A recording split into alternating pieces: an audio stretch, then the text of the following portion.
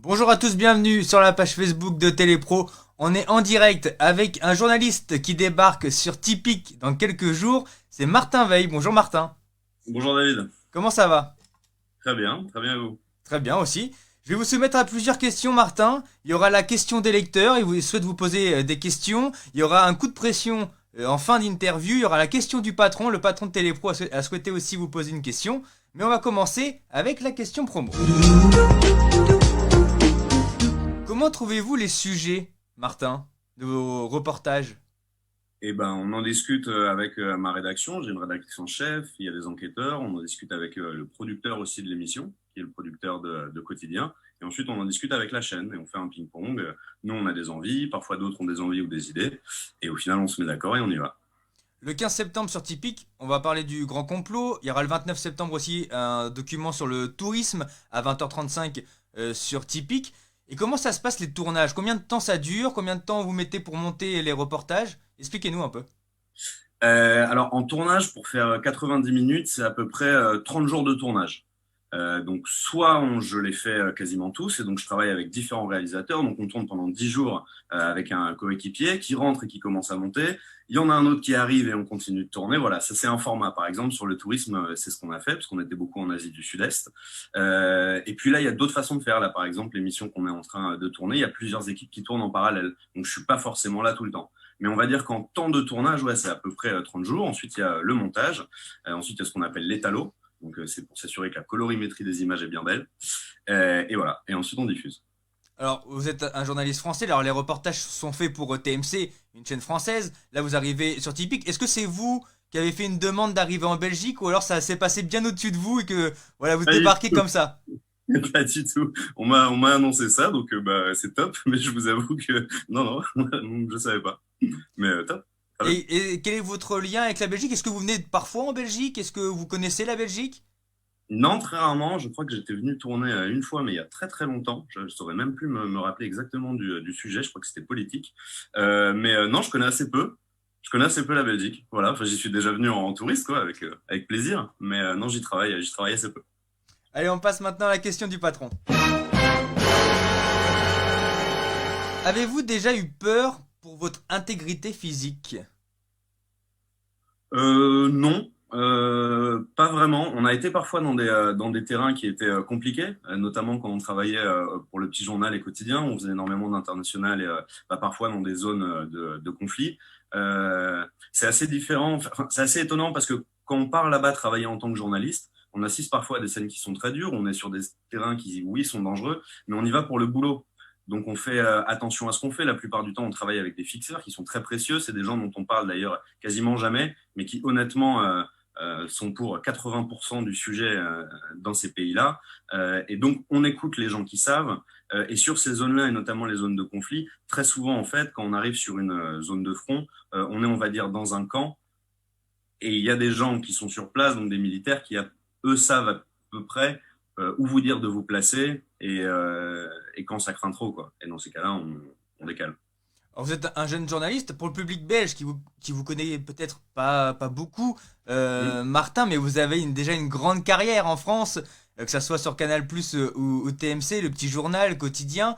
Vous avez commencé très jeune. Comment on commence aussi jeune à partir comme ça à l'étranger, des fois dans des endroits quand même à risque? C'était votre rêve de partir comme ça? C'est vos rêves d'être journaliste de terrain? Ou alors d'être journaliste en plateau? Vous préférez le terrain que le plateau? Ouais, moi, j'ai toujours voulu être reporter, ouais. Je trouve que c'est ce qui est, enfin, moi, c'est ce qui m'attire en tout cas dans le métier, c'est l'idée d'aller dans des endroits et de rencontrer des gens qu'on rencontrerait pas forcément comme ça. Donc ouais, moi j'ai toujours adoré l'international. Et comment ça s'est fait? Bah, en vrai, j'ai juste eu beaucoup de chance. J'ai été recruté sur une émission qui s'appelait Le Supplément à l'époque, qui était une émission de magazine. Quand je sortais d'école, c'était une opportunité de malade. Et en fait, c'est la même boîte qui faisait cette émission et qui faisait le petit journal. Et Laurent Bon, le producteur, m'appelle à la fin de la première saison en me disant, écoute, je voudrais te proposer de faire l'international pour le petit journal l'année prochaine. Et je lui ai dit, ouais, attends, je réfléchis. Et 30 secondes après, j'ai dit, ouais, je suis chaud. Voilà, donc, non, et c'était super. Et c'est vrai que pendant 5 ans, du coup, bah, on a couvert l'actualité internationale partout dans le monde. Et bah ouais, comme jeune journaliste, ah, c'est assez dingue. C'est assez dingue parce que c'est rare qu'on ait ce genre de poste à cet âge-là. Donc, ouais, non, c'était, ouais. Celle-là, Mais je il trouve. y a un vrai style aussi, Martin Veil. C'est-à-dire que c'est pas non plus un reportage qu'on peut retrouver quasiment partout. Vous avez amené un vrai style. Alors, Yann Barthès et le Petit Journal ont amené ce style aussi de nouvelle génération. Et maintenant, même les journaux, TF1, France 2, essayent un peu de copier un peu votre style. C'était une idée aussi de Yann Barthès, de vous, de faire ce style-là? Bah, le cahier des charges, en fait, qu'on m'a donné quand on a commencé, c'était de dire, écoute, t'es un jeune, t'as la vingtaine, on va t'envoyer couvrir l'actu partout dans le monde et tu vas l'incarner. Au début, je me disais, bon, est-ce que ça va pas faire un petit peu Joe, je me la pète? Mais eux, ils partaient du principe que pour raconter une actualité qui est parfois un peu lointaine de nous, et notamment un public qui est assez jeune, parce que le public du Oui. petit journal quotidien est assez jeune, découvrir ça à hauteur d'épaule, avec mes yeux, dans un style effectivement un peu différent, peut-être un peu moins sérieux dans le ton, alors qu'on l'est dans le propos, en tout cas, je l'espère. Eux se sont dit que c'était une belle façon de raconter le monde. On a une Et j'y ai question souscrit. Et en voilà. direct qui vient de tomber. A-t-il prévu de couvrir les élections américaines cet automne nous demande Julien. Ouais. Là, je suis en train de terminer de tourner une émission sur la police et les violences policières qui sera diffusée sur TMC du coup à la fin du mois. Et ensuite, oui, on va partir aux États-Unis. C'est un peu compliqué en ce moment pour les visas, donc, mais normalement, l'ambassade en fait délivre quelques visas de journalistes qui veulent couvrir la campagne. Donc normalement, c'est bon. Donc, je croise les doigts, mais oui, on va la couvrir. Et D'une façon ou d'une est-ce autre. que vous allez essayer de croiser Donald Trump? Est-ce que c'est une de vos Alors, ambitions? on va essayer de le croiser. Le souci, si vous voulez, c'est que autant quand il était candidat à l'investiture républicaine, on pouvait éventuellement avoir accès à lui. On lui avait tendu deux, trois fois un micro. D'ailleurs, il nous avait un petit peu répondu. Là, le président des États-Unis, l'avoir en micro tendu, c'est compliqué. C'est compliqué pour se faire attraper par les services secrets. Donc, on verra. On a fait des demandes, hein. Peut-être qu'il acceptera de nous recevoir. On passe à la question des lecteurs. Avez-vous encore des contacts avec Hugo Clément? Parce que vous êtes quand même très amis avec Hugo Clément. Ouais, bien sûr. C'est un bon ami à moi. Je le vois fréquemment. Ouais. Et vous avez fait une école ensemble, non? Est-ce que vous avez pas été à l'école ensemble tous les deux? Tout à fait. On a été à l'école de Lille, l'ESJ Lille, pas très loin de la Belgique. Et est-ce que vous avez aussi cette ambition d'aller sur France 2 comme lui, sur France Télévisions, avec votre propre émission sur une grande chaîne comme France 2? Bon, moi, je suis bien là où je suis pour l'instant, vraiment. Bon, non, je vous avoue que c'est pas vraiment dans les tuyaux. C'est une question qui revient souvent, ça. Est-ce que vous voudriez pas être sur une autre chaîne Je pense que c'est rare d'avoir la chance dans le métier qu'on fait d'être content. C'est-à-dire d'être bien avec les gens avec qui on bosse, d'être bien avec ses patrons, qui vous fassent confiance, qui vous laissent la liberté dont vous avez besoin pour mener à bien les projets. Donc, on verra. J'ai la chance d'être content. Donc bon, je me pose pas des milliards de questions sur la suite, quoi. Mais forcément, quand on s'appelle Martin Veil, alors faut le dire, alors pour le public belge, ça peut paraître un peu bizarre parce que vous êtes un nouveau visage pour la télévision belge, mais en France, vous êtes l'un vraiment des piliers du journalisme en France. Si, quand même, vos reportages sont repris un peu partout. Je suppose qu'il y a des chaînes comme TF1, le groupe TF1, le groupe France Télévisions, qui sont venus vous voir forcément pour vous dire, Mais est-ce que tu veux pas venir? je travaille pour le groupe TF1. En fait, TMC, c'est une Oui, des antecesseurs mais de TF1. Ouais. TF1 peut aussi vous mettre dans le JT par exemple, non? Ouais, fou dans le JT, je sais pas si. Je pense qu'ils ont des super reporters dans le JT. Mais j'ai commencé là-bas d'ailleurs. Mon tout premier boulot, c'était là-bas. Écoutez, je sais pas. Non, vraiment, c'est pas de la langue de bois où c'est rare d'être dans un endroit où on vous fait confiance, où on vous donne des moyens, des bons moyens pour mener à bien vos missions, où on vous fout la paix sur les sujets que vous avez envie de traiter. C'est précieux. Donc, moi, je comprends que oui, il y a plein de gens qui se disent, c'est quoi le coup d'après, le next step? Je suis pas trop comme ça, moi. Quand je suis bien quelque part, ouais, j'y reste. On passe au coup de pression et on va continuer un peu avec le même sujet. Ouais. Aimeriez-vous avoir votre émission style quotidien? Si le quotidien, je pense que ce serait une grosse erreur parce que vouloir faire du Yann Barthès sans Yann Barthès, ouais, je suis pas sûr que ce soit l'idée du siècle. Et quel est votre rêve d'émission? Est-ce que pour l'instant c'est votre rêve, vous réalisez vos rêves, là c'est parfait? Ou est-ce qu'il y a peut-être plus tard, vous dites, ah oui, j'ai une belle idée d'émission que j'aimerais bien développer quand même? Bah, on a toujours des idées ou des choses qu'on a envie de faire. Après, encore une fois, je vous dis, ça va vraiment faire Joe le ravi.